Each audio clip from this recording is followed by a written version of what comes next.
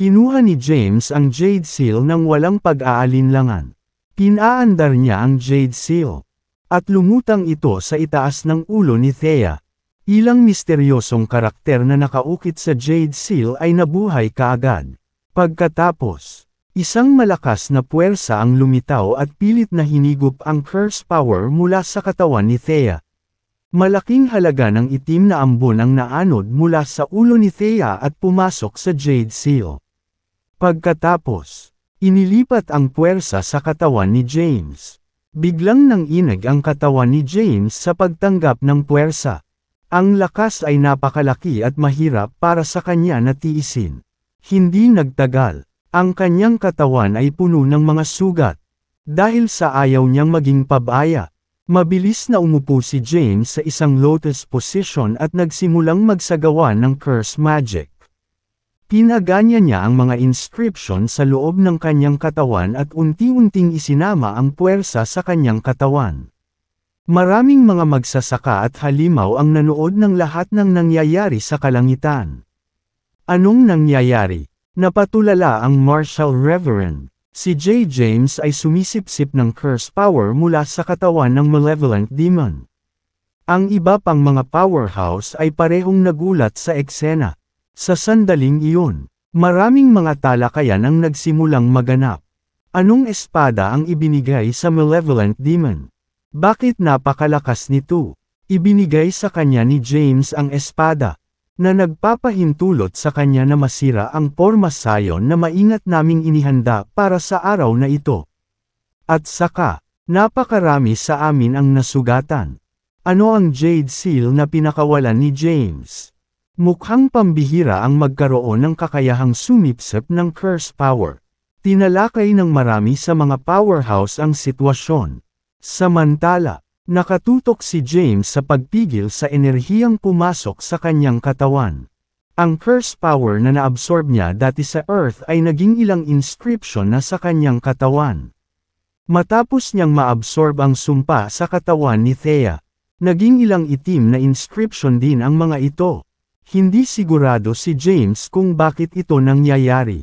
Gayunpaman, ang mga inscripsyong ito ay walang epekto sa kanya. Hindi nagtagal, naabsorb na ni James ng tuluyan ang lahat ng curse power mula sa katawan ni Thea. Ganap na gumaling si Thea. Naka-lotus position si James at nag-concentrate sa pagsupil sa curse power sa kanyang katawan. Sa pagkakataong iyon ay lumapit sa kanila si Zane. Napansin ni Thea si Zane na naglalakad. Tumawag si Zane. Ina. Napatingin si Thea kay Zane ng may guilt. May malay siya nang ipanganak niya si Zane. Gayunpaman, siya ay nasugatan. At ang dakilang elder ng Paragon sect ay nagkataon na nagpakita sa sandaling iyon. Kaya naman, iniwan ni Thea si Zane na nakabalot sa isang kumot na nakaberda ang pangalan ng kanyang anak. Pagkatapos, nakatakas siya. Nang mapansin ang pangalan sa kumot, pinangalanan siya ng dakilang elder ng Paragon sect na Zane Callahan. Tumingin si Thea kay Zane at mahinang tumugon. Anak ko, sumugod si Zane at ibinagsak ang sarili sa mga bisig ni Thea. Nagulat ang maraming powerhouse na nanunood sa kanila. Paano nauugnay si Zane sa malevolent demon? Ano ang relasyon ni na James, ang malevolent demon, at Zane sa isa't isa? Luha sa tuwa ang muling nagsamang mag-ina. Ina, ang lalaking iyon. Napatingin si Zane kay James, na nakatutok sa pagsupil sa curse power. Tumingin si Thea kay James at malambing na sinabi, "Iyan ang tatay mo." Huff! Huminga ng malalim si Zane. Nabanggit na ni James sa kanya noon. Pero medyo nagdududa pa rin siya. Matapos matanggap ang paninindigan ng kanyang ina. At ubili niyang tinanggap ang katotohanan. Nag-pout si Zane, "Hindi ako makapaniwala na siya talaga ang ama ko." Ang curse power sa loob ng katawan ni Thea ay tuluyang natanggal at inilipat kay James. Nakaupo si James sa isang lotus na posisyon sa hangin. Ganap na nakatutok sa pagsugpo sa curse power sa kanyang katawan gamit ang Jade Seal. Sa kanyang lakas lamang, Imposibleng gawin ito nang walang anumang panlabas na paraan. Gayunpaman, ito ay maaaring gawin sa Jade Seal. Unti-unting napigilan ang curse power na sumisipsip sa kanyang katawan. Si James ay may 7 itim na inscription sa loob ng kanyang katawan. Ngayon, ang ika-8 inscription ay unti-unting nahuhubog. Nag-aalala si Thea kay James. Kahit na hindi niya mapigilan ang nakakatakot na enerhiya at kontrolado nito. Paano ito dapat sugpuin ni James gamit ang kanyang lakas? Gayunpaman, gumaan ang loob niya matapos makitang hindi nasaktan si James. Pansamantalang natigil ang labanan sa lugar sa pagsulpot ni James. Gayunpaman, maraming iba pang mga labanan ang nagaganap pa rin sa ibang mga rehiyon ng hindi kilalang mundo. Samantala, isang misteryosong lalaki ang masayang pinagmamasdan ng tuloy-tuloy na pagdaloy ng blood essence tungo sa pagbuo mula sa pinakamalalim na bahagi ng hindi kilalang mundo at nagsimula pa nga itong humagulgol. Malapit ka nang mabuhay muli, Panginoon. Gayunpaman, hindi niya alam na naalis na ni Thea ang curse power sa kanyang katawan. Lumipas ang oras bawat minuto. Matapos pansamantalang pigilan ni James ang curse power sa kanyang katawan. Pumasok siya sa celestial abode. Matagal siyang supilan nito ng tuluyan. Kaya kailangan niyang pumasok sa time chamber. Sa paggawa nito, magkakaroon siya ng mas maraming oras para sugpuin ang curse power.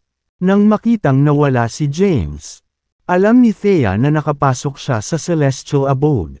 Sa makatuwid, hindi niya kailangang mag-alala tungkol sa kanya sa ngayon. Lumingon siya sa mga powerhouse sa di kalayuan. Nagsalubong ang kanyang mga kilay. Alam ni Thea na marami siyang nagawang pagkakamali. Huminga siya ng malalim. Saka naglakad patungo sa Martial Reverend. Nasugatan na ang Martial Reverend. Nang makitang lumalapit si Thea, dala ang Crep Myrtle Divine Sword. Tumayo siya at nag-iingat. Tinawag siya ni Thea, Martial Reverend, Malevolent Demon. Ang Martial Reverend ay may time na ekspresyon. Paumanhin ni Thea, hindi naman ito ang unang beses na nag-away kami. Kaya dapat tinuturing kaming mga matandang magkakilala. Gayunpaman, nakokontrol ako noong nag-away kami. Ginamit ako ng isang misteryosong lalaking marunong sa curse magic. Ang kanyang layunin ay muling buhayin ang isang powerhouse mula sa Primeval Age. Kabanata 2983. Matapos mag-isip ng ilang sandali, sinabi ni Thea, dapat siyang Grand Emperor. Gayunpaman, mukhang hindi pa siya nakaabot ng malayo sa Grand Emperor rank at malamang na nasa first o second heaven ng Grand Emperor rank. Nagsasanay siya ng curse magic at gumamit ng curse power. Kaya, mayroon siyang napakalaking lakas. At hindi magiging madali ang pagkatalo sa kanya. Nasaan ang Sanctuary of Darkness? Tanong ng Martial Reverend. Sandaling inalala ni Thea ang lokasyon at sinabing, nasa pinakamalalim na bahagi ng mundong ito. Malabo kung maalala kung nasaan ito. Gayunpaman, hindi tayo maaaring magmadaling pumasok doon. Dapat tayong maging ganap na handa. Kung gayon, ano ang iyong relasyon ni James? Siya ang asawa ko. Sabay kaming dumating sa Boundless Realm. Pero nagkahiwalay kami. Sa huli, nakontrol ako ng misteryosong mastermind na ito at ginamit bilang isang papi para makamit ang kanyang layunin na muling buhayin ang isang powerhouse. Hindi itinago ni Thea sa kanila ang katotohanan. Nang marinig ang kanyang paliwanag, tumingin ang Martial Reverend sa iba pang powerhouses. Siya ay humakbang pasulong at sinabi, mga kapwa ko magsasaka, alam ko na ang katotohanan ng sakuna na ito. Isang misteryosong lalaki ang nagsisikap na buhayin ang isang tao mula sa Primeval Age. Matapos siyang ibalik mula sa mga patay, tiyak na magdadala siya ng kaguluhan sa ating mundo. Maaaring hindi tayo ang kalaban ng taong ito kung siya ay bubuhayin muli. Kailangan nating makahanap ng ruta ng pagtakas sa lalong madaling panahon at bumalik sa labas ng mundo. Pagkatapos, Kailangan nating talakayin ito sa pinuno ng Elixir Pavilion at hilingin sa kanya na magtipon ng mga powerhouse sa buong Boundless Realm para pumunta sa mundong ito at patayin ang mapanlinlang na utak. Tungkol sa mga krimen ni Thea, paano kung hindi natin papansinin ang mga ito ngayon at magpasya sa kanyang parusa pagkatapos nating maalis ang misteryosong lalaking ito? You call the shots, Marshal Reverend. Dahil dumating tayo sa ganito, ito na lang ang pagpipilian natin. At saka, lahat tayo ay nahahawaan ng mga sumpa. Si James lang ang makakapag-dispel sa kanila. Kaya wala na rin tayong magagawa sa malevolent demon. Ang mga powerhouse ay unti-unting nagpahayag ng kanilang mga opinyon.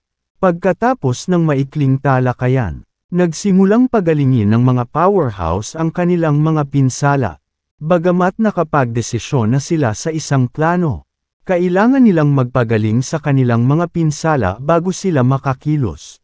Samantala, magkasamang nakaupo sina Thea at Zane sa isang malaking bato. Inay, nasabi na sa akin ni tatay ang lahat tungkol sa inyong relasyon. Noong una, akala ko sinusubukan niya akong linlangan. Hindi ko inasahan na totoo ito at magiging ama ko talaga siya. Humingi ng tawad si Thea kay Zane at sinabing, I'm sorry kung pinabayaan kita. Wala talaga akong ibang choice. Ayos lang. Nasa nakaraan na ang lahat. Ang mga nilalaman ay nabibilang sa novel drama, org. Namamaga ang ilong ni Zane habang pinipigilan ang kanyang mga luha. Nga pala, hindi na Zane Callahan ang pangalan ko at dapat Zane Caden. Diba? Ngumisi si Zane at tumawa. Natawa din si Thea sa sinabi niya. Magiging maayos ba ang aking ama? Sa pag-iisip kay James, nagsimulang mag-alala si Zane tungkol sa kanyang kapakanan. Sagot ni Thea, dapat okay siya. Marami na siyang na-absorb at pinigilan na curse power noon. Siguradong magiging maayos din siya sa pagkakataong ito. Sa pag-assurance ni Thea, gumaan ang pakiramdam ni Zane.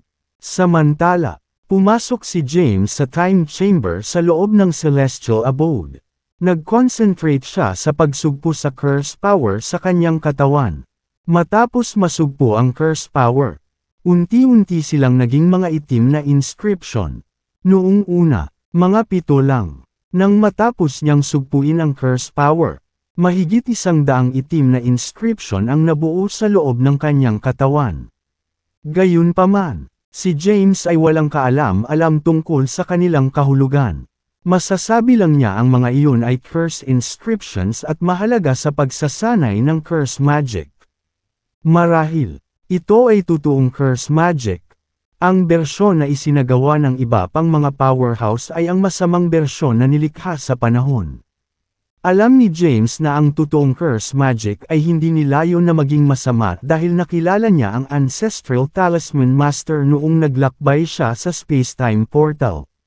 Sinuri ni James ang daan-daang mahiwagang inscription. Bawat isa sa kanila ay naglabas ng mahiwagang enerhiya.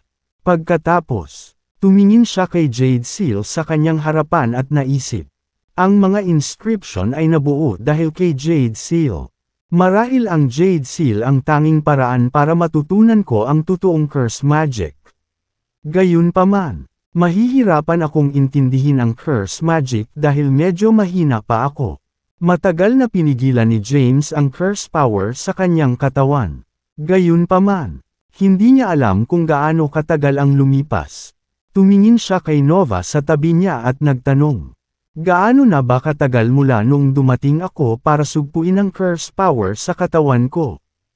Sumagot si Nova, 3 buwan na ang lumipas sa labas ng mundo.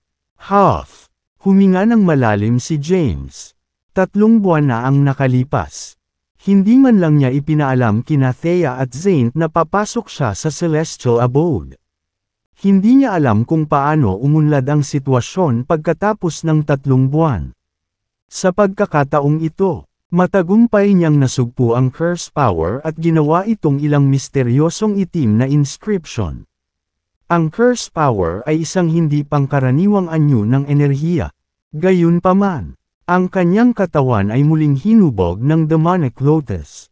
Sa makatuwid, kaya niyang sumipsip ng anumang anyo ng enerhiya.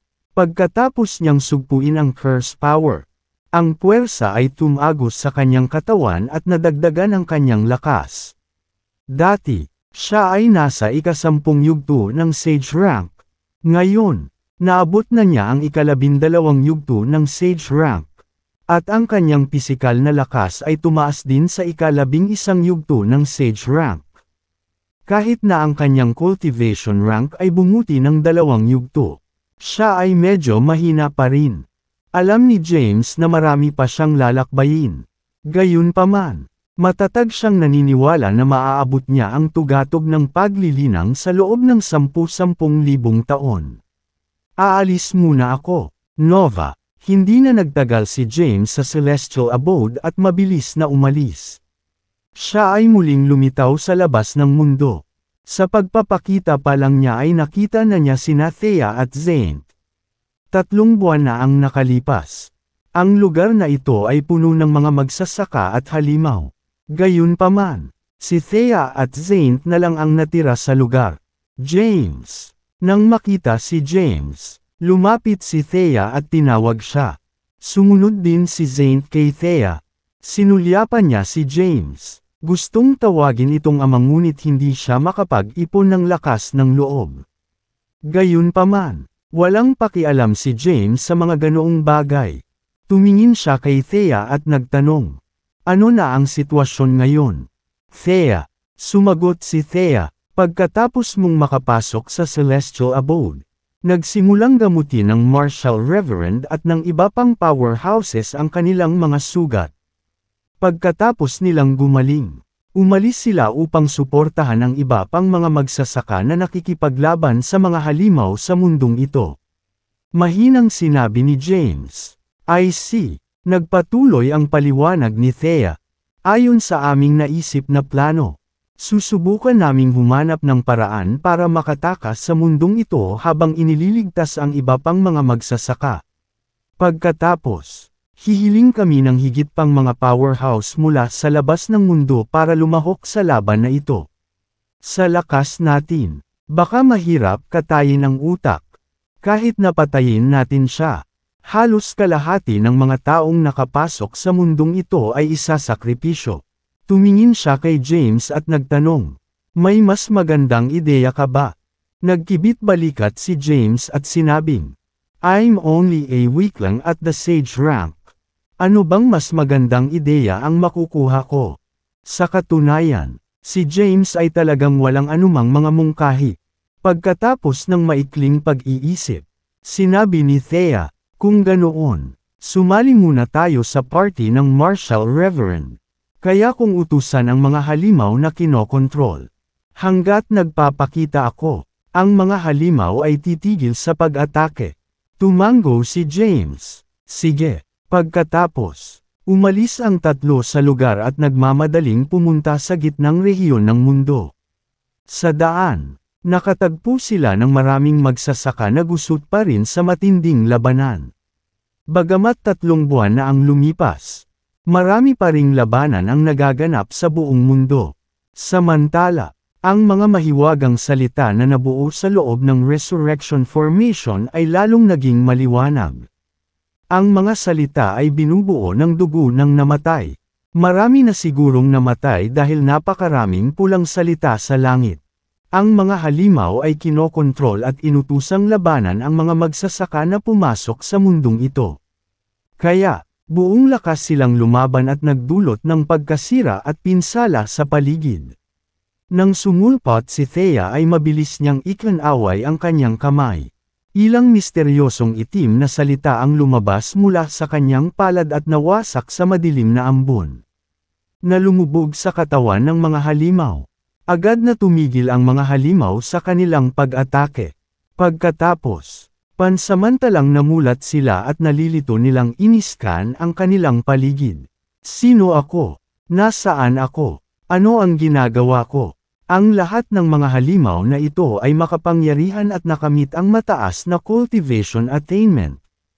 Kaya, sila ay may kakayahang magbago sa anyo ng tao. Matapos tumigil sa pakikipaglaban ang mga halimaw, ang mga magsasaka ay sa wakas ay naganhawahan. Lumapit si Thea at ipinaliwanag ang buong sitwasyon sa mga magsasaka. Ang mga magsasaka ay agad na nakakuha ng isang malinaw na larawan ng sitwasyon. Sabi ni Thea, "Ngayon, dapat tayong magkaisa at magtungo sa Sanctuary of Darkness para patayin ang utak. Kung hindi, lahat ay mamamatay." Naiintindihan. Lahat ng magsasaka at halimaw ay sumigaw bilang tugon. Pagkatapos, pinona ni Thea ang mga nasadyap na tao. Sa daan, kumilos siya upang wakasan ang mga labanan na nagaganap.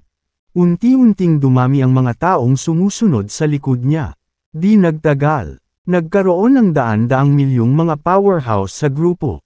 Makalipas ang 10 araw, biglang huminto si Thea sa kanyang kinatatayuan. She turned to James solemnly and said, "Sa tingin ko, hindi nararapat na magpatuloy sa ganito.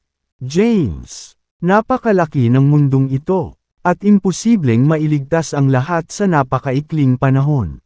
Si James ay medyo mahina at walang kapangyarihan sa kasalukuyang sitwasyon. Wala talaga siyang ginawa sa daan. Tumingin si James kay Thea at nagtanong, "Kung gayon, ano ang iminumungkahi mo?"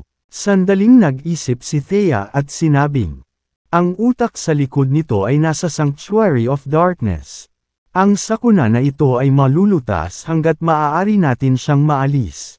Mabilis nating hanapin ang Martial Reverend at ang kanyang partido at magtungo sa Sanctuary of Darkness."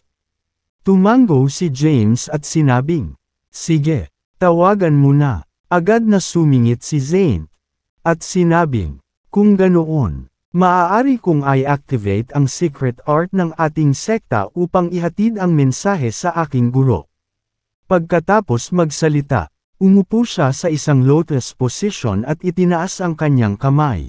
Gumawa siya ng ilang mga kilos, at ilang mga simbolo ang lumitaw.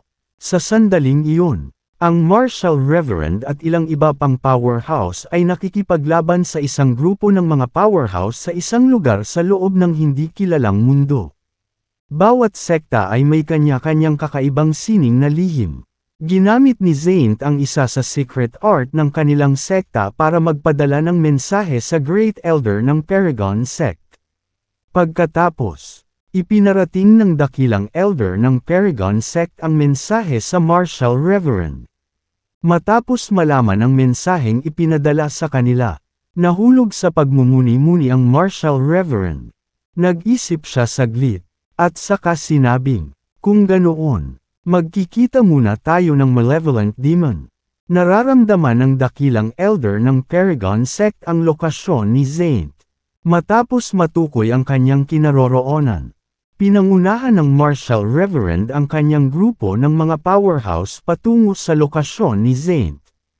Pagkatapos gumamit ng secret art si Zane para ipadala ang mensahe, naghintay sila sa lugar. Pagkatapos ng 3 araw na paghihintay, lumitaw ang Martial Reverend sa lugar kasama ang malaking grupo ng mga tao. Sa sandaling iyon, ang kabuuang bilang ng mga powerhouse na nasave ni Thea at ng Martial Reverend ay lumampas sa 1 bilyon. Pagkatapos lumitaw ang Martial Reverend, agad niyang tinanong, "Ano ang balak mong gawin?" Maling demonyo. Bagamat hindi nasisiyahan si Thea sa pakikipag-usap sa kanya, itinago niya ito sa kanyang sarili. Pagkaraan ng ilang sandali, sinabi niya, "Kailangan nating mahanap ang Sanctuary of Darkness sa lalong madaling panahon.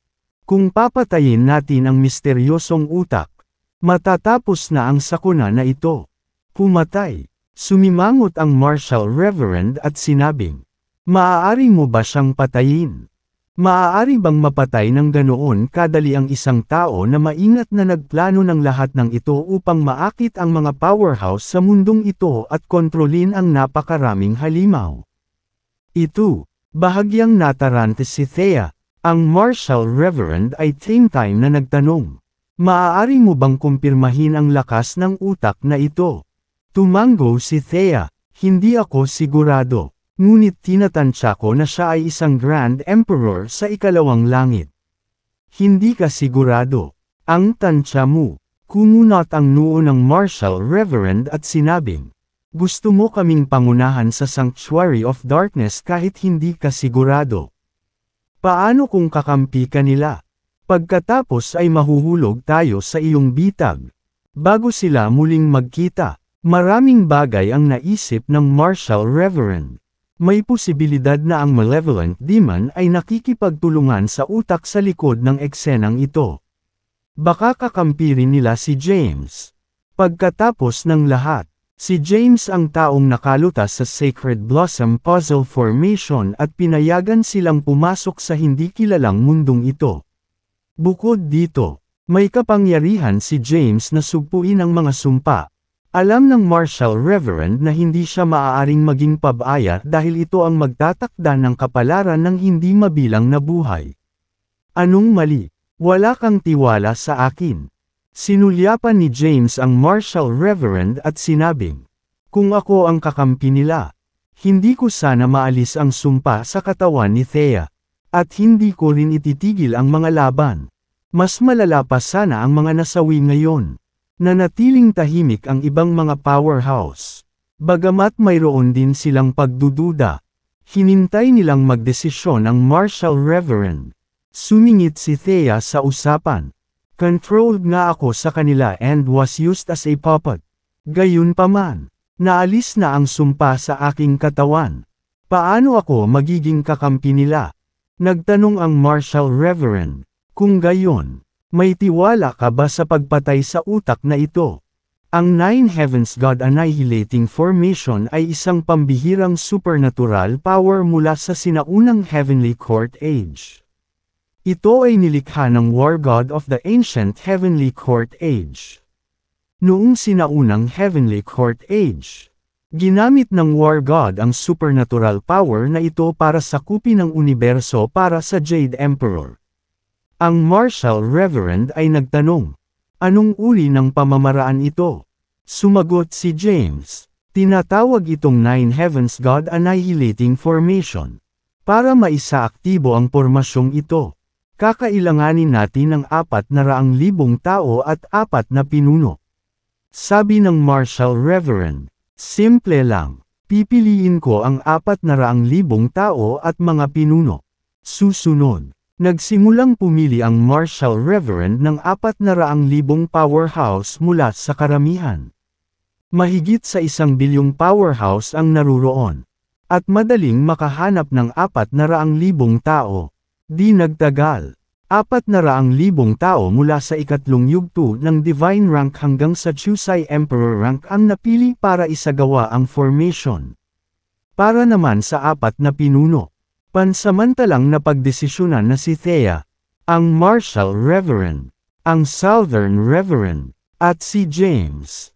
Pagkatapos ng proseso ng pagpili, ang Marshal Reverend ay tumingin kay James at sinabi, dahil napili na namin ang mga taong kailangan, kakailanganin namin na ituro mo sa amin ang iba pa.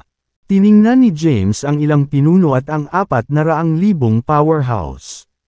Huminga siya ng malalim at naisip, sa gayong makapangyarihang mga tao na gumaganap ng Nine Heavens God Annihilating Formation.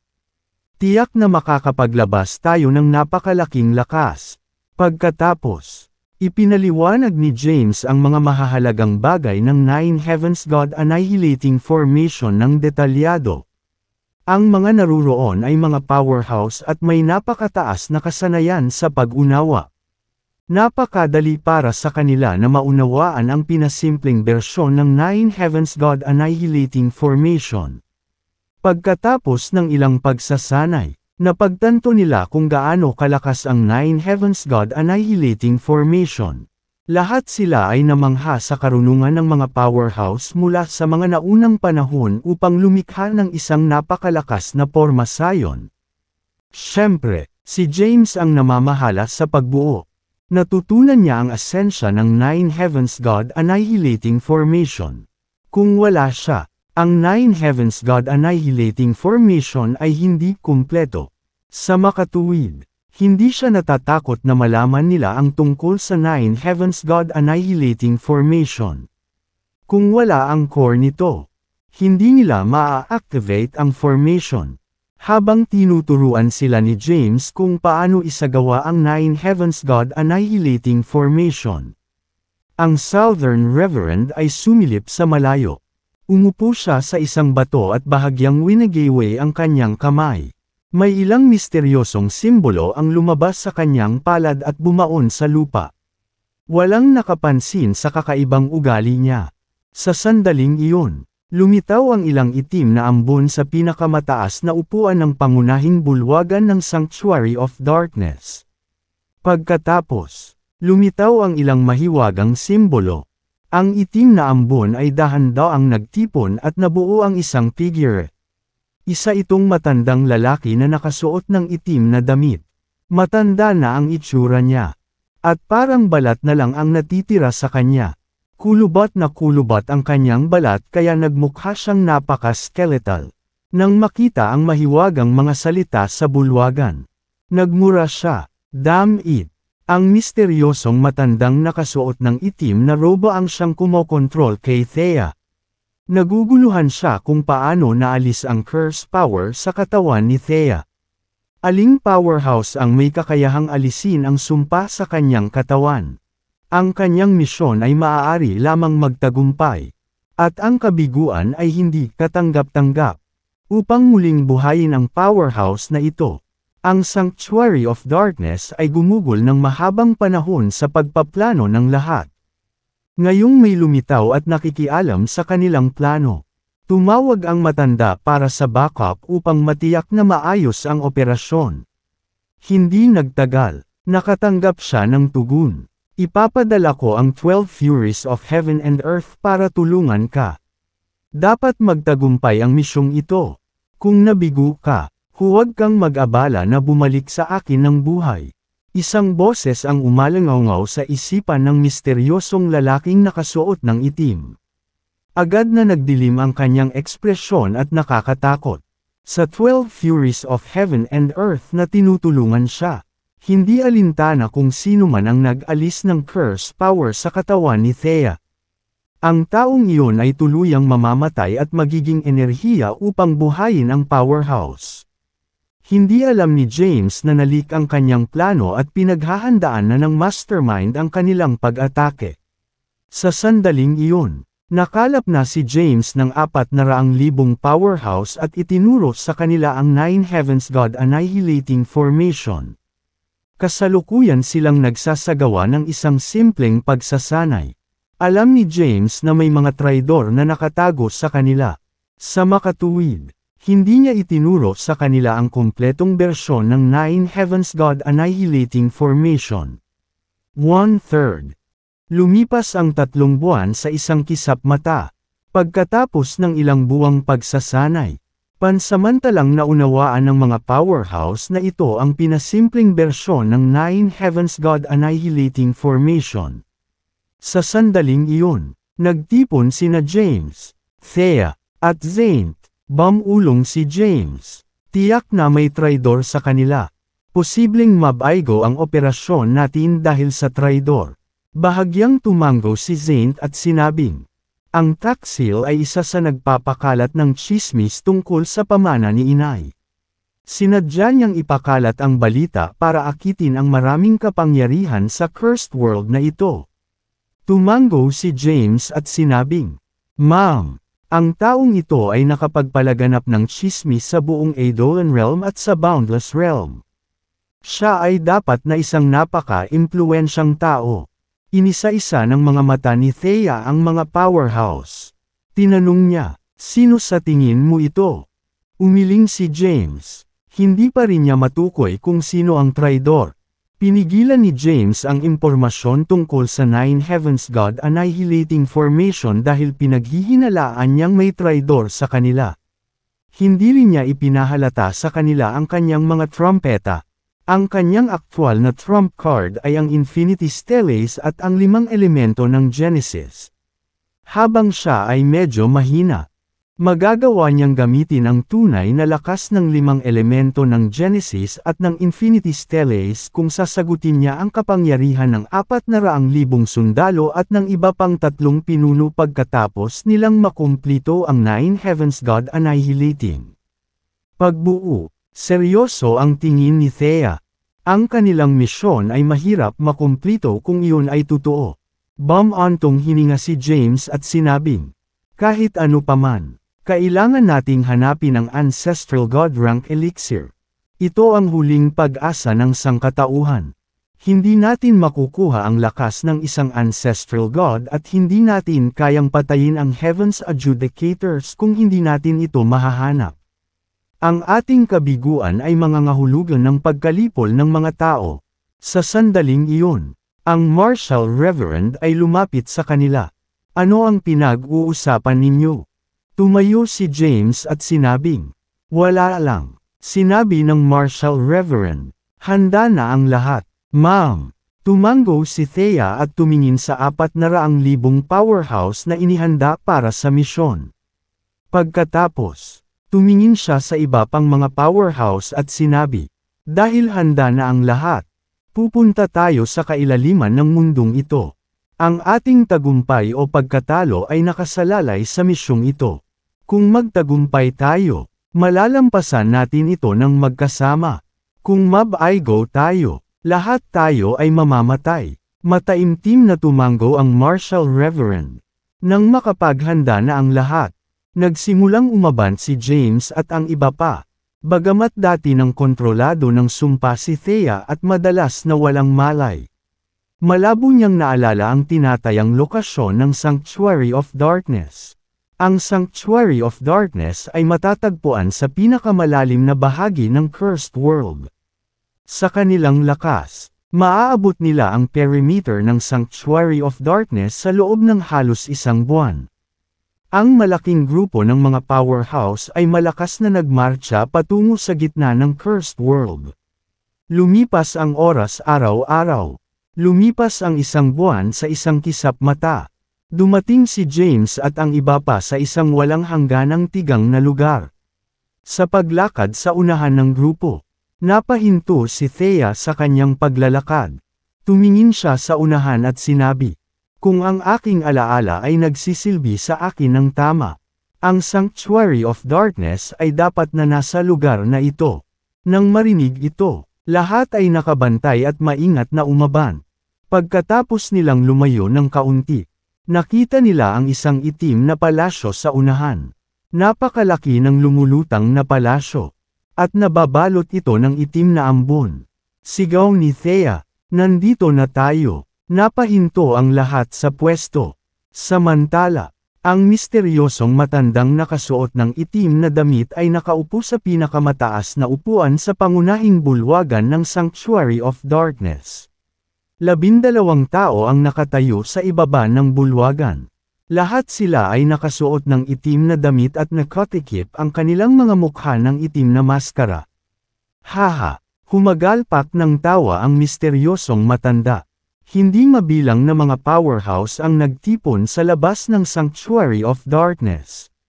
Lahat sila ay dumating upang makuha ang mana ng malevolent demon ngunit nahulog sa isang bitag. Ang grupo ng mga tao ay binubuo lamang ng mga iniligtas ni Thea at ng Martial Reverend. Marami pang mga taong nakakalat sa buong Cursed World na nakikipaglaban pa rin sa mga halimaw. Pagkaraan ng mahabang panahon, marami sa kanila ang sumuko sa mga halimaw. Ang masangsang na amoy ng dugo ay bumalot sa mundo.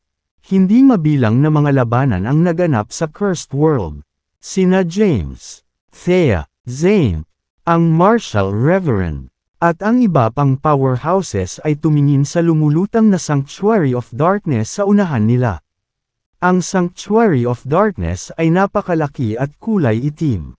Nababalot ito ng itim na ambon na hindi naglaho, na nagbigay sa Sanctuary of Darkness ng isang nakakatakot at nakakatakot na aura.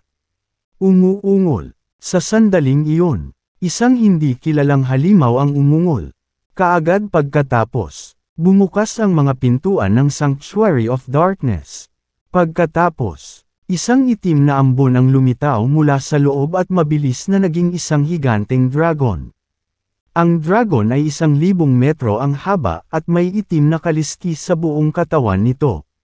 Bukod dito, naglabas ito ng kakaibang enerhiya.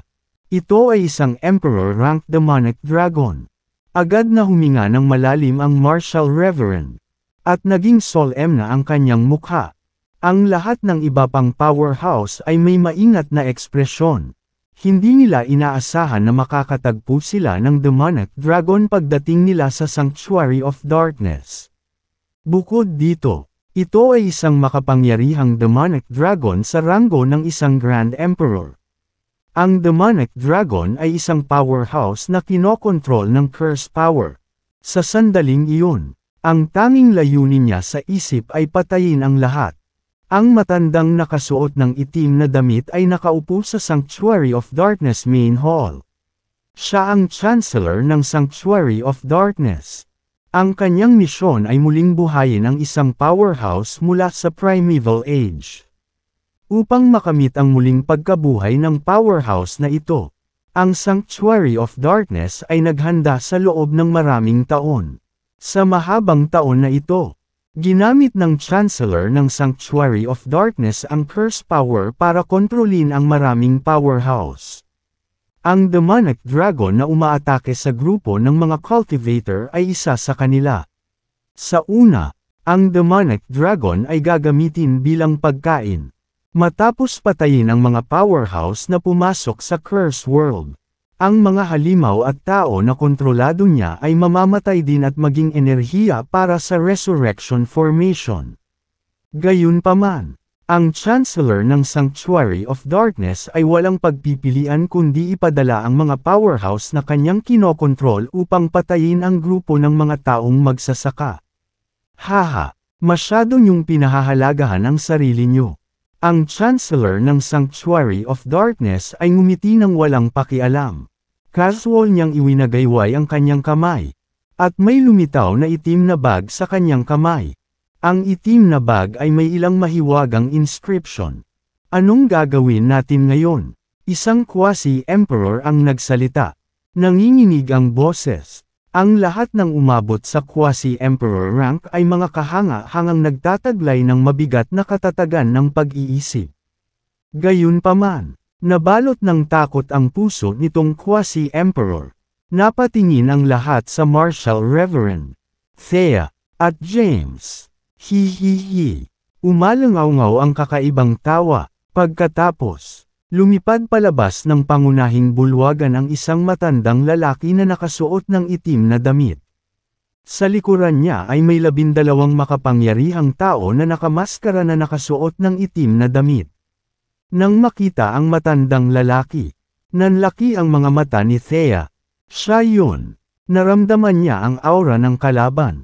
Sumigaw siya. Siya ang kumokontrol sa akin. Siya ang Chancellor ng Sanctuary of Darkness at ang utak sa likod ng mga eksena. Sinulyapan ni James ang matandang lalaking nakaitim na roba. Thea Callahan, hindi ko inaasahan na tatanggalin mo ang sumpa sa loob ng katawan mo. Sino ang tumulong sa iyo? Tanong ng Chancellor. Para sa kanya, ang mga nagsasaka na nauna sa kanya ay hindi gaanong mahalaga. Ang tanging individual na inaalala niya ay ang nag-alis ng sumpa. Dahil hindi siya tiwala na makakalaban niya ang individual, humingi siya ng tulong mula sa punong tanggapan, na nagpadala ng 12 Furies. Ako iyon. Humakbang si James. Napatingin si Chancellor kay James. Nang maramdaman ang kanyang cultivation base, hindi niya maiwasang mapabulalas. Ikaw. Puno ng hindi makapaniwala ang ekspresyon niya. Paano maaalis ng isang cultivator ng sage rank ang sumpa? Imposible. Hindi makapaniwala ang Chancellor dito. Sa sandaling iyon, si Jabari, na nasa loob ng Celestial Abode ay nanunood sa labas ng mundo. Dumagundong sa isipan ni James ang boses niya. James, nasa second heaven lang siya ng Grand Emperor rank. Walang paraan na siya ang may pukana nito. Dapat mayroong isang uri ng makapangyarihang organisasyon na sumusuporta sa kanya. Maghanap ng isang paraan upang makakuha ng higit pang impormasyon mula sa kanya. Ipinapalagay ko na ang organisasyong ito ay nauugnay sa Ancestral God Rank Elixir. Para maisakatuparan ang ating layunin, wala tayong magagawa kundi harapin sila. Nang marinig ito, tumayo si James sa di kalayuan at pinagmasdan ang Chancellor, na nasa himpapawid. Sa likod ng Chancellor ay ang 12 Furies ng Sanctuary of Darkness. Hindi lamang iyon, ngunit mayroong isang kawan ng mga hayop sa malayong likuran. Ang mga hayop ay napakalaki sa bilang, at bawat isa sa kanila ay nagtataglay ng napakalaking kapangyarihan. Ang kanilang pinagsama-samang aura ay nagparamdam kay James na labis at hindi komportable. Nang hindi na niya matiis pa ang kanilang aura, isang napakalaking kapangyarihan ang nagmula sa loob ng Celestial Abode upang suportahan siya. Inalis nito ang sobrang pressure sa kanya. Malamig niyang tanong, "Sino ka? Sino ang sinusubukan mong buhayin sa pamamagitan ng pag-set up ng Resurrection Formation?" Nilinang ng Chancellor ang curse magic. Gayunpaman, pagkatapos na maipasa sa mga henerasyon, ang curse magic ngayon ay may maraming mga pagkakaiba-iba. Ang kanyang nilinang ay ang mind control art. Ang mind control art ay mahalagang isang curse magic na may kakayahang kontrolin ang iba pang mga nilalang. Habang pinapagana niya ang mind control art, ang hindi mabilang na mga hayop sa likod niya ay nataranta. Ang mga halimaw na ito ay tila nasa matinding sakit, na naglalabas ng matinding dagandong. Umalangaw-ngaw sa kalangitan ang nakabibingi at nagdadalamhating dagandong. Nawinasak ang maitim na ulap at nanginag ang lupa. Sisingilan. Kumaway ang Chancellor, habang binigay niya ang kanyang utos. Hindi mabilang na mga halimaw ang dumiretso sa unahan. Tinanong ni James ang Chancellor ng ilang mga katanungan, na tumanggi siyang sagutin. Nang makitang ang mga kalaban ay dumiretso sa kanila, nag-utos siya, pumasok sa formation, habang siya ay nagbigay ng kanyang utos. 400,000 magsasaka ang lumipad sa kalangitan at tumayo sa iba't ibang lugar.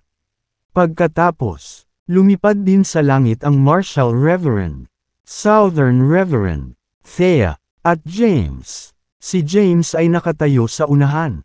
Samantalang ang Martial Reverend, ang Southern Reverend, at Thea ay nakatayo sa tatlong magkakaibang mga lugar upang bumuo ng isang tatsulok.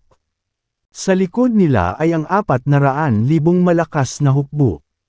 Sa sandaling iyon, ang 400,000 malakas na hukbo ang nagkatulay sa Nine Heavens God Annihilating Formation. Kaagad, nagsanib ang kanilang mga aura, na bumubuo ng isang nakakatakot na magnetic field sa kanilang paligid. Ang kapangyarihan ng 400,000 malakas na hukbo ay pumasok sa katawan ng Martial Reverend, ng Southern Reverend, at Thea. Pagkatapos, pumasok ang kanilang kapangyarihan sa katawan ni James.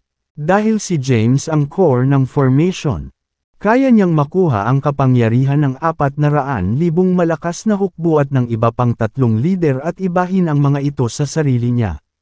Sa sandaling iyon, tumaas ng husto ang kapangyarihan ni James. Napakalaki ng kapangyarihan kaya halos sumabog ang katawan ni James. Ramdam na ramdam niya ang pamumulaklak ng kanyang katawan. Tila malapit ng sumabog. Nang makita ito, nabahala ang Martial Reverend na nasa likuran niya. Napakalaki ng kapangyarihan. Matitiis ba ito ng kanyang pisikal na katawan? Sa sandaling iyon, sa wakas ay naniwala siya sa sinabi ni James na nasa Sage rank lang siya. Ang isang cultivator sa Sage rank ay nakakuha ng isang antas ng kapangyarihan na higit pa sa isang Grand Emperor sa napakaikling panahon. Walang nabubuhay na nilalang sa Sage rank ang makatiis ng ganoong kalaking kapangyarihan. Bukod pa riyan, napansin din ng Martial Reverend na sa pagpasok ng kapangyarihan ng 400,000 malakas na hukbo sa katawan ni James, tila hindi na niya ito makontrol. Ang kapangyarihang ito ay tila naging marahas. Bumagsak at humahampas sa loob ng kanyang katawan. Nakakatakot. Hindi maiwasan ni James na maalarma. Kahit na hindi ito ang unang pagkakataon na ginawa niya ang Nine Heavens God Annihilating Formation. Nagkaroon siya ng tulong ng 400,000 malakas na hukbo sa loob ng Celestial Abode. Ngayon, gayunpaman, ito ay isang porma sayon na nilikha ng mga magsasaka sa tuktok ng ikatlong yugto ng Divine Rank. Ang isang Sage Rank Cultivator ay hinding-hindi makatiis sa kapangyarihan ng isang Cultivator sa tuktok ng ikatlong yugto ng Divine Rank. Lalo pa ang 400,000 sa kanila. Nirelax ni James ang muscles niya at naikuyom ang mga kamao. Nang maramdaman ang kapangyarihan sa loob ng kanyang katawan, hindi niya maiwasang mapabulalas. Ang kapangyarihan ba na ito ay higit pa sa Divine Rank? Nakakatakot. Kunin mo, James. Inihagis ni Thea ang Crep Myrtle Divine Sword kay James. Na nakuha naman ito. Hawak ang Divine Sword sa kanyang kamay. Nanginginig si James. Pagkatapos, ang Divine Sword ay kumislap ng isang maningning na lilang liwanag. Napakalakas ng Divine Sword. Hawak ang Divine Sword sa kanyang kamay. Naramdaman ni James ang mapangwasak na kapangyarihan na nagmumula sa espada. Ito ay hindi pa nagagawa. Sa sandaling iyon, ang Martial Reverend ay sumugod patungo sa mga hayop at nilaslas sila. Dahil isa siya sa mga pinuno, maaari niyang i-redirect ang ilan sa kapangyarihan ng 400,000 malakas na hukbo. Sa suporta ng porma sayon, para siyang Diyos ng digmaan. Pagsingil sa kawan ng mga hayop, pinatay niya silang lahat. Sa sandaling namatay ang mga hayop, ang kanilang blood essence ay hinigop ng mahiwagang porma sayon sa kalangitan. At sila ay naging mummified. Sa sandaling iyon, inilabas ni Thea ang Malevolent Sword at ipinatawag ang Four Quadrant Art bago siya pinatay sa walang katapusang sangkawan. Isang tao lamang ang natitira sa gilid. At ang taong iyon ay ang Southern Reverend. Hindi na rin kumibo si James dahil nakikibagay pa rin siya sa kapangyarihan sa loob ng kanyang katawan. Maya-maya, humakbang siya at dirdiretsong umaban. Gayunpaman, nang hindi niya makontrol ang kanyang kapangyarihan, nabasag siya at dumaan sa kawalan, na lumilitaw sa labas ng larangan ng digmaan. Habang pinapanood niya ang kasunod na labanan mula sa labas ng battlefield. Napakamot siya ng ulo. Anong kapangyarihan? Mukhang kakailanganin ko ng ilang oras para mag-adjust dito. Huminga siya ng malalim. Pagkatapos, bumalik siya sa larangan ng digmaan. Kaagad, libo-libong hayop ang sumugod sa kanya. Bawat isa sa kanila ay nasa ikatlong yugto ng Divine Rank. Ngumiti ng nakakaloko si James. Habang naglalaslas siya gamit ang Divine Sword. Isang hindi magagapi na sword light ang na-material at nawasak sa hangin na parang tubig. Habang tinatamaan ng sword light ang mga papasok na hayop, agad silang nahati sa kalahati. Pagkatapos, ang hindi magagapi na sword energy ay sumabog sa loob ng katawan ng mga halimaw na ito. Sa isang iglap, ang mga hayop ay patay na lahat. Hindi ito kapani-paniwala. Hahaha. Humagalpak ng tawa si James. Ito ang tinatawag kong invincible power. Ito ang tunay na kapangyarihan ng espada. Sa sandaling iyon, kahit ang isang taong kasing kapangyarihan ng Martial Reverend ay nalito. Noong sinira ni James ang flowery pattern formation. Alam niyang si James ay isang hindi kilalang makapangyarihang figure. Nang aminin ni James na hindi gaanong mahalaga ang kanyang lakas at nasa sage rank lang siya. Kinutya niya ang kanyang mga sinabi. Gayunpaman, matapos makita si James na nagpupumilit na tiisin ang kapangyarihan ng porma sayon, pinili niyang maniwala sa kanyang mga naunang salita. Ngayon, nang makita si James na gumaganap ng nakakatakot na pamamaraan ng espada, siya ay nataranta. Sino siya? Ano ba talaga ang rank niya? Sa sandaling iyon, si James ay nakasakay na sa kawan ng mga hayop. Bumalik sa Planet Galileo. Nakipaglaban siya sa Heavenly Path Embodiment sa loob ng 30,000 taon. Ang mga embodiment ay nagsagawa ng hindi magagapi na mga diskarte sa espada. At natutunan niya ang mga ito at pinagsama ang mga ito sa kanyang unang espada. Gayunpaman, dahil limitado ang kanyang lakas noon, hindi niya matawag ang tunay na puwersa ng sword technique na ito. Ngayong mayroon na siyang pinagsamang kapangyarihan ng 400,000 malakas na hukbo sa ikatlong yugto ng divine rank at ilang quasi-emperors. Ganap na niyang magagamit ang tunay na kapangyarihan ng sword technique. Kasama ang walang kapantay na mga diskarte sa espada. Ginawa siyang Diyos ng ancestral god weapon ni James sa isang Diyos ng digmaan. Habang pinapatay niya ang kanyang daan sa kawon, hindi mabilang na mga hayop ang namatay sa pamamagitan ng kanyang espada. Sa divine rank man o quasi-emperor rank, walang nakaligtas sa kamatayan, kahit na ang mga hayop sa emperor rank ay hindi makalaban sa kanyang espada. Nang makita ito, naging malungkot ang ekspresyon ng Chancellor. Kakaibang sword technique. Sino nga ba siya? Hindi niya ito maisip. Lumingon siya at tumingin sa 12 galit ng langit at lupa at sinabi, "Ipapaubaya ko na siya sa iyo." Siya ang pinuno ng mga taong ito. Kapag siya ay patay na, ang iba ay hindi nagbabanta sa atin.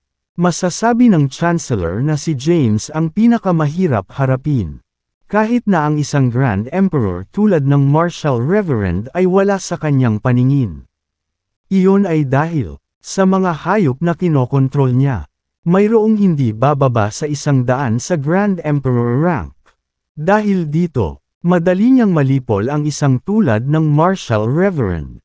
Ngayon, masasabi niya na si James at ang 400,000 malakas na hukbo ay lumikha ng isang porma sayon na hindi pa niya nakikilala. Humakbang pasulong ang 12 Furies. Ang nangunguna ay nagsalita sa paos na boses. "Magpahinga ka muna, Chancellor. Once we make our move, dead meat siya, kahit sino pa siya." Pagkatapos, lumipad sila patungo sa larangan ng digmaan. Sa isang iglap, nakarating sila sa larangan ng digmaan. Habang kinakatay ni James ang kanyang daan sa kawon, unti-unti siyang umangkop sa kapangyarihan sa loob ng kanyang katawan. Sa pag-aakalang hindi siya magagapi, lumitaw ang 12 taong nakamaskara na nakasuot ng itim na damit. Dahil masyadong nakakatakot ang kanilang aura, maraming nakapaligid na hayop ang nagmamadaling umatras. "Mag-ingat ka, James." Matapos mapatamba ang isang grupo ng mga hayop, nagpakita si Thea sa tabi ni James at tinitigan ang 12 Furies. Naramdaman niya na sila ay napakalakas at nasa Grand Emperor rank. Hindi lang iyon, nasa Third Heaven sila ng Grand Emperor rank. Hawak ang Divine Sword sa kanyang kamay. Lumaki ang hangarin ni James sa pakikipaglaban. Sumulyap kay Thea, sinabi niya, "Tumayo ka." Ngunit sila ay mga Grand Emperor. Bahagyang nagsalubong ang kilay ni Thea. Bakas sa mukha ni James ang pang-iinis habang sinabing, "So what?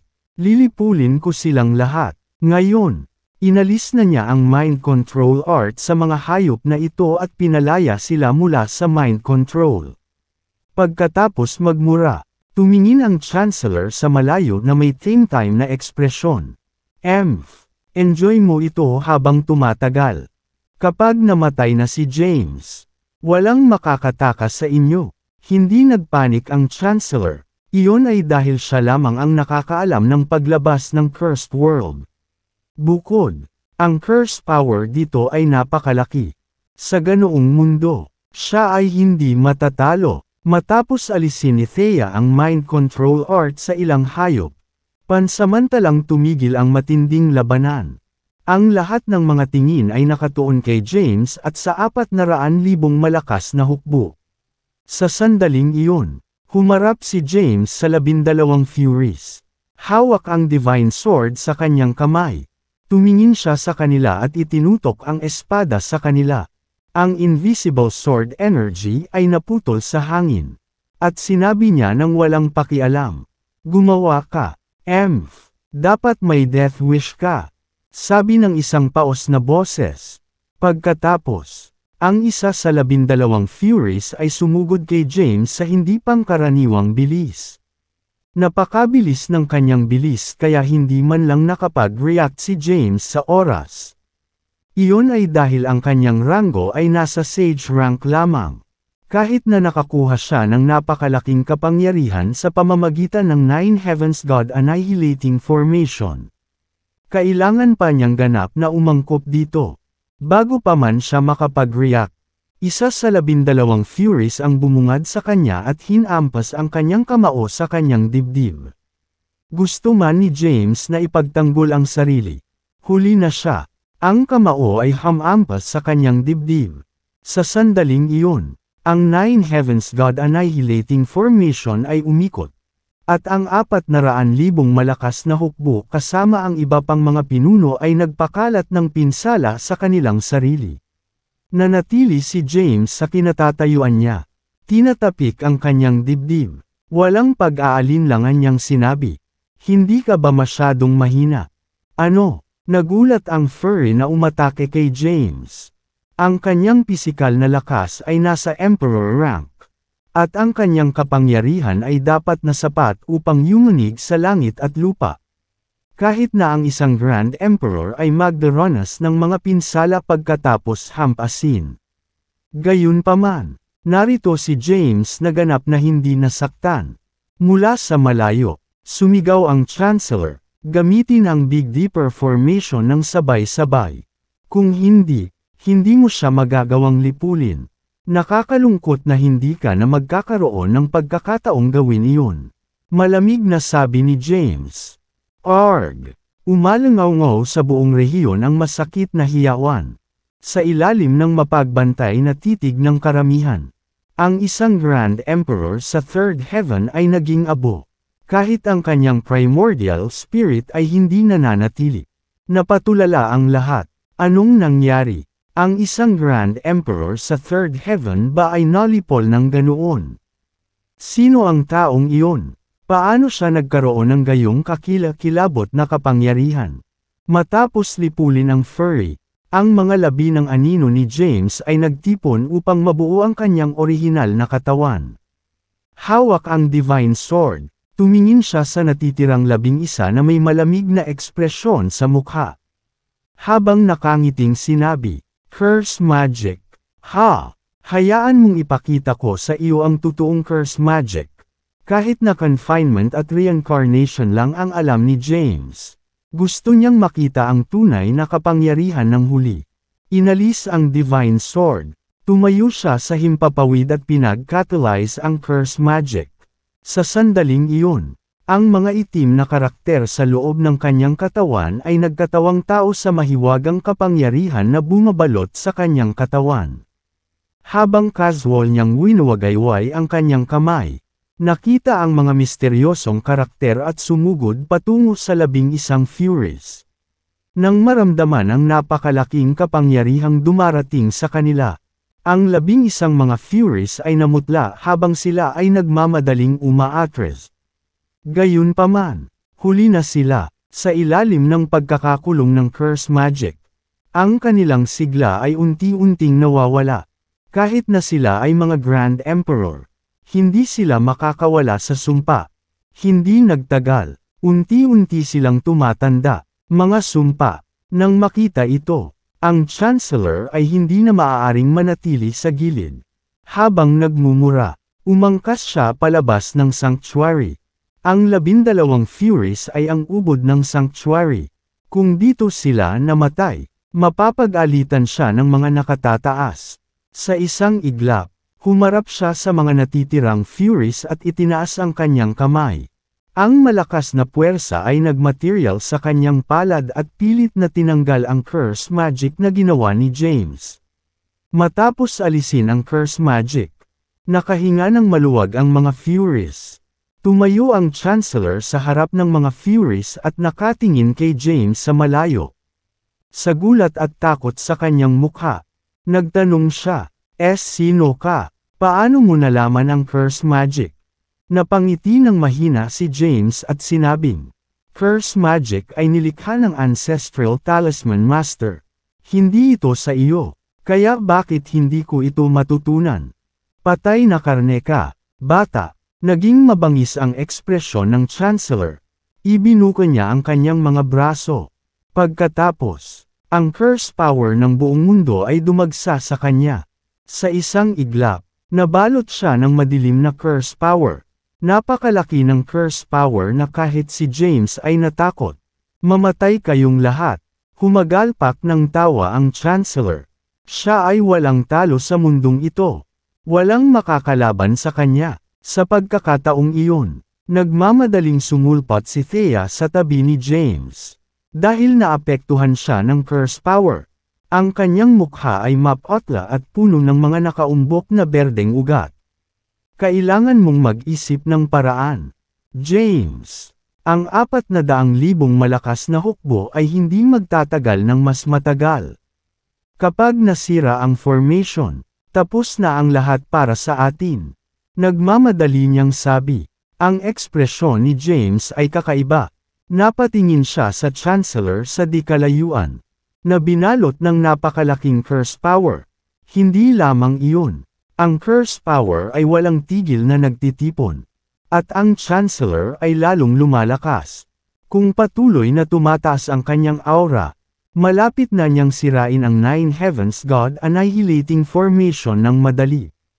Ang tanging paraan ay pigilan siya sa paggamit ng curse power ng mundo. Gayunpaman, paano? Biglang may pumasok na ideya sa isip ni James. Ipinatawag niya ang Jade Seal at pinag-catalyze ito. Ang Imperial Seal ay lumitaw sa gitna ng hangin at galit na hinigup ang curse power ng mundong ito. Maging ang curse power sa loob ng Chancellor ay tila nagpapakita ng mga palatandaan ng pagkawalan ng kontrol. Matapos makuha ang curse power, inilipat ng Jade Seal ang kapangyarihan kay James. Ang curse power ni Thea mula noon ay hindi maihahambing dito. Ang kasalukuyang curse power ay napakalaki at puro. Kung hindi dahil sa 400,000 malakas na hukbo. Agad na sisabog ang katawan ni James sa sandaling pumasok ang curse power sa kanyang katawan. Thea, Martial Reverend, Southern Reverend, kunin mo sila, iniutos ni James. Gamitin ang kapangyarihan ng pagbuo at lipulin ang utak at ang natitirang 11 Grand Emperors. Tumango ang Martial Reverend habang hinuhubad ni Thea ang Malevolent Sword. Sabay-sabay na pag-charge patungo sa Chancellor. Sa isang iglap ay nagpakita sila sa kanya. Sa sandaling iyon, naramdaman ng Chancellor na ang kanyang curse power ay nawala. Hindi makapaniwala at kilabot ang nakasulat sa mukha ng Chancellor habang siya ay bumulalas. Ay imposible. Paano mo na-absorb ang curse power sa loob ng katawan ko? Gayunpaman, si Thea at ang Martial Reverend ay nasa kanyang takong. Nang makita ito, hinarang ng 11 Furies ang kanilang mga pag-atake. Isang matinding labanan ang sumiklab muli. Habang muling sumiklab ang labanan, ang mga hayop sa Grand Emperor rank na dati nang kinokontrol ng Sanctuary of Darkness ay nagalit pagkatapos na magkamalay. Nang walang pag-aalinlangan, sinugod nila ang Chancellor at ang 11 Furies. Nakuha ng Jade Seal ang lahat ng curse power ng mundong ito. Kabilang ang curse power sa katawan ng Chancellor at lahat ng nabubuhay na nilalang. Ang lakas ng curse power na ito ay lumampas sa pagkaunawa ni James sa kapangyarihan. Sa pagpasok ng curse power sa kanyang katawan, galit na galit nitong sinira ang kanyang katawan. Sa sandaling iyon, ang kanyang demonic body ay aktibo. Ang demonic energy sa loob ng kanyang katawan ay umikot. Galit na nagpapabata sa kanyang nasugatan na katawan. Si James naman ay hiniram ang kapangyarihan ng 400,000 malakas na hukbo para sugpuin ang curse power. Kahit na inilihis ng Martial Reverend at Thea ang ilang lakas palayo.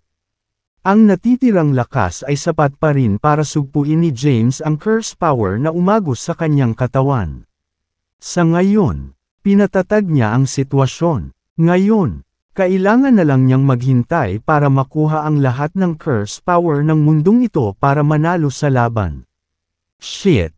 Nagmura ang Chancellor. Sa sandaling iyon, hindi na siya mukhang isang makapangyarihang figure. Ngayon, 2/3 na lamang siyang mabahong matandang lalaki. Bilasan mo at kumilos ka na. Umungol siya habang nakatingin ng diretsyo. Nang marinig ito, nanlamig ang dugo ni James. Alam niyang may especially iya ang sanctuary sa kanila. Kaagad, pinaandar niya ang kanyang divine sense at pinagmasdan ang kanyang paligid. Sa sandaling iyon, humarap kay James ang Southern Reverend at nagtanong, "Are you okay, James?" Bahagyang umiling si James at sinabing, "I should be fine. Huwag kang mag-alala sa akin. Dapat may kaaway na especially iya sa atin. Paprotektahan kita," sabi ng Southern Reverend. "Ma'am," tumango si James. Ngayon na mayroong quasi-emperor sa 9th Tribulation na nagpo-protekta sa kanya. Si James ay maaaring tumutok sa pagsugpo sa curse power. Gayunpaman, tulad ng pagpapabeya ni James sa kanyang pagbabantay, ipinatawag ng Southern Reverend ang kanyang buong puwersa at hinampas ang likod ni James. Habang nadidistract si James, bigla niyang naramdaman ang isang nakakatakot na kapangyarihan na nagmumula sa kanyang likuran. Dahil ang kapangyarihan ng 400,000 malakas na hukbo ay inilihis ng Martial Reverend at Thea. Hindi pa banggitin na ang 400,000 malakas na hukbo ay pinahina na ng curse power. Si James ay wala. Maraming magagamit na kapangyarihan ang natitira. Kahit na ang pinsala mula sa papasok na pag-atake ay kumalat sa 400,000 malakas na hukbo. Si James ay agad na pinalipad. Bumagsak siya mula sa langit at bumagsak ng husto sa lupa at sa isang tumpok ng mga durog na bato. Kasabay nito, gumuho ang 400,000 malakas na hukbo.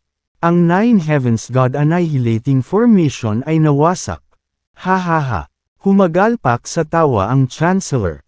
Ngayong nasugatan si James, nawalan siya ng kontrol sa Jade Seal. Kaya naman, tumigil ang Jade Seal sa pagsipsip ng curse power.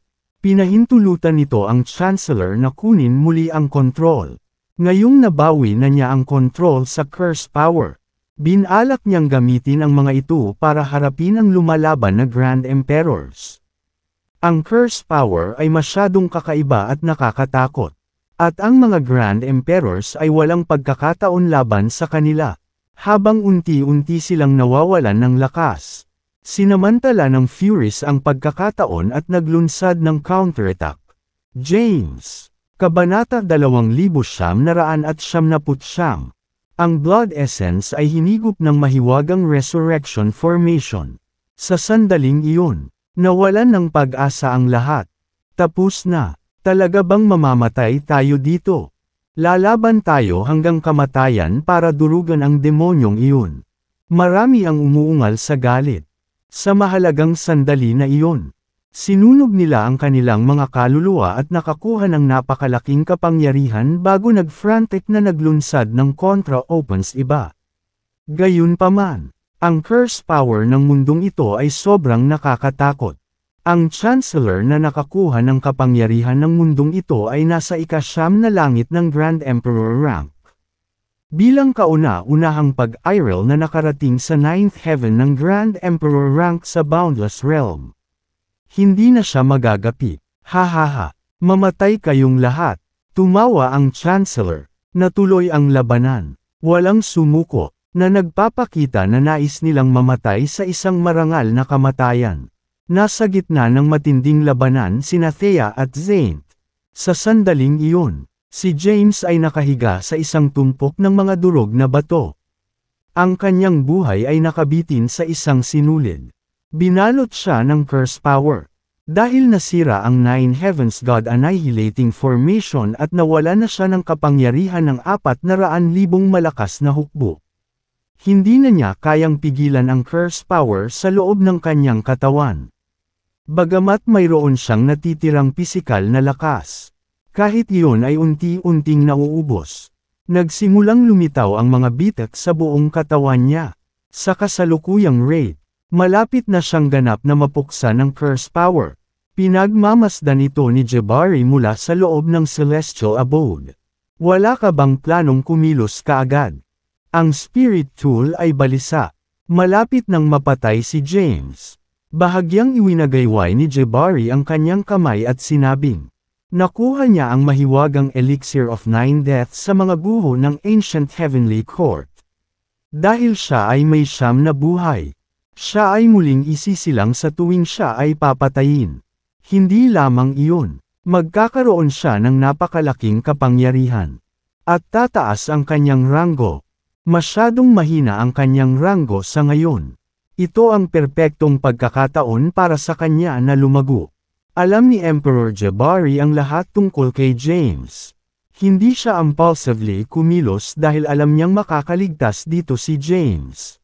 Samantala, nakahiga si James sa tambak ng mga durog na bato. Matapos mawala ang kapangyarihan ng 400,000 malakas na hukbo. Ang kanyang pinasiglang pisikal na lakas ay unti-unting nauubos. At ang kanyang kamalayan ay nagsimulang lumabo. Maya-maya, nahimete siya. Sa sandaling iyon, nagkaroon ng misteryosong kapangyarihan at umikot sa buong katawan niya. Pansamantalang pinipigilan ang curse power na sumasalot sa kanya. Samantala, tumayo si James at sinubukang maramdaman ang kanyang ranggo. Ang kanyang ranggo ay tumaas mula sa 12 yugto ng Sage rank hanggang sa 15 yugto. Tumalon siya ng 3 sub-rank sa isang hilera. Masyadong makapangyarihan ang Chancellor. Nakuha na niya ang kabuuan ng curse power ng mundo at naabot niya ang 9th heaven ng Grand Emperor rank. Siyempre, medyo nagpapalabi si Jabari. Gayunpaman, ito ay katibayan ng lakas ng Chancellor. Sinusubukan lang niyang paalalahanan si James na mag-ingat. Nakatayo si James sa isang bato sa isang tumpok ng mga durog na bato sa ibaba. Isang matinding labanan ang sumiklab doon. Milyon-milyong buhay na nilalang ang nakipaglaban sa isa't isa. At ang langit at lupa ay nanginig.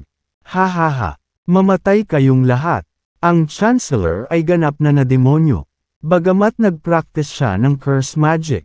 Halos imposible para sa kanya na kontrolin ang napakalaking kapangyarihan. Naging liko ang kanyang ekspresyon. At lumabo ang kanyang malay. Isa lang ang nasa isip niya, lipulin ang lahat ng may buhay sa mundong ito at buhayin ang makapangyarihang nilalang. Hindi nagtagal si James na umupo. Habang gumagalaw ang kanyang isipan, pinaganya niya ang Jade Seal na nagbuklod sa curse inscription. Ang Jade Seal ay lumipad sa langit at nagsimulang sumipsip ng curse power ng mundong ito. Habang ang napakalaking curse power ay naabsorb ng Jade Seal. Inilipat nito ang kapangyarihan kay James. Kahit nawala na si James ng 9 Heavens God Annihilating Formation. Hiniram niya ang kapangyarihan ni Emperor Jabari at pansamantalang pinigilan ang curse power na pumapasok sa kanyang katawan. Nalubog sa tuwa ang Chancellor nang maramdaman niyang may mali. Ang kanyang curse power ay unti-unting lumalabas. Gulat na gulat. Inis kanya ang kanyang paligid. Hinahanap ang pinanggagalingan na sumisipsip ng curse power. Pagkatapos, nakita niya ang Jade Seal at James. Nakatayo si James sa isang bato sa isang tumpok ng mga durog na bato sa ibaba. Nakasuot ng itim na roba. Hawak niya ang Crepe Myrtle Divine Sword sa kanyang kamay. Habang ang kanyang itim na buhok ay lumilipad sa hangin. Ipinakita niya ang aura ng isang Grand Emperor. Sa sandaling iyon, marami ang nakadama ng presensya ni James. Si Zaint, na nasa gitna ng matinding labanan, ay lumingon at nakita si James nang maramdaman niya ang presensya ng isang individual.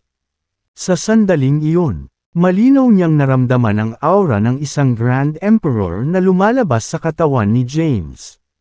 Ano? Natigilan siya. Napatulala siya. Anong ranggo ang kanyang ama? Paanong biglang mag-iba-iba ang kanyang ranggo? Naramdaman ni Thea, ang Martial Reverend. At marami pang iba ang presensya ni James. Nang makita nila si James, nakahinga sila ng maluwag. Ay imposible. Sa isang mabangis na ekspresyon sa kanyang mukha, ang Chancellor ay umungal. Para saan ka nakatayo dyan? Southern Reverend, bilasan mo at panasan mo siya. Nang makitang muling lumitaw si James at naramdaman ang aura ng Grand Emperor na kanyang pinalabas. Nanlamig ang dugo ng Southern Reverend habang nababalot siya ng takot. Siya ay isa lamang quasi-emperor sa 9th Tribulation at hindi pa man lang umabot sa Grand Emperor rank. Nahaharap laban sa isang Grand Emperor. Wala siyang gustong makipaglaban sa kanya.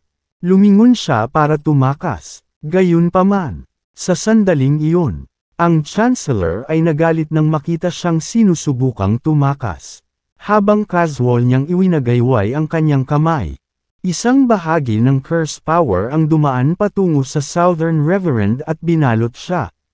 Kay ikaw,